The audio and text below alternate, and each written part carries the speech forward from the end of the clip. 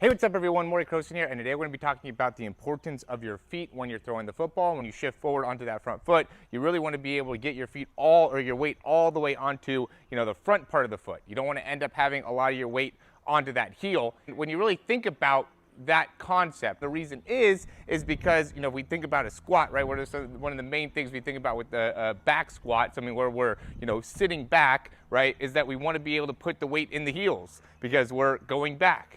Right? Or when we're starting to decelerate, we want to be, shifting our weight back. The important thing to be able to understand is that if I'm going to be shifting my weight forward, right, I don't want my weight to be in the heels, which is going to be something that correlates to my weight going back. I want to have my weight going to my toes, which is correlated to something that is propelling me forward.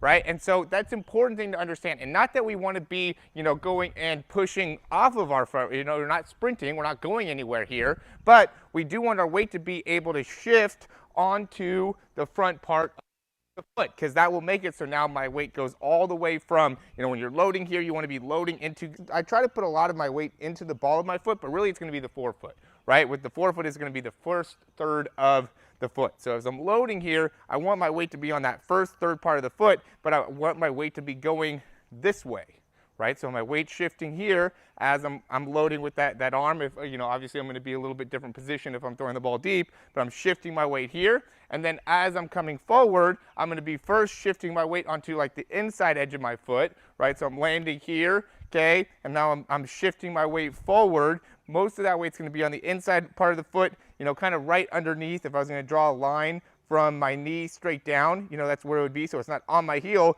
but it's in like the middle, kind of like the arch, okay? And then as I'm pushing forward or as I'm shifting forward, I want to feel all my weight move forward and then go to the outside as I'm continuing to rotate through. This is very, very important for you to be able to understand is how should I be moving my feet to be able to throw the ball with more force, to be able to add more velocity, and how do I throw the ball with more power? How do I utilize my hips, right? I see that is something that people are always looking up on YouTube. How do I better utilize my hips when throwing?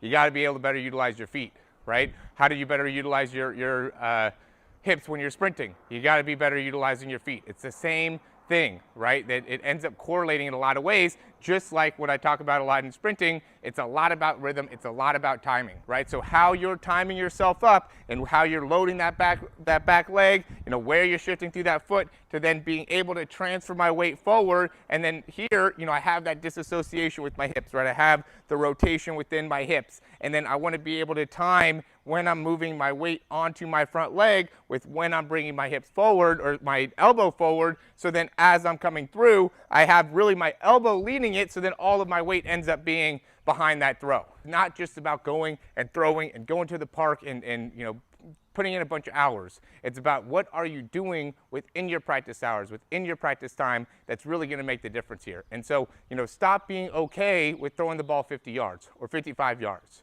Right? Decide that you're going to be able to be a quarterback that can throw the ball 60 yards. Decide you're going to be a quarterback that's going to have elite mechanics. Not okay mechanics, not good mechanics, elite mechanics. You shouldn't be okay with going to quarterback sessions or, working with other quarterbacks and being okay with having the third strongest arm, right? Or even the second strongest arm.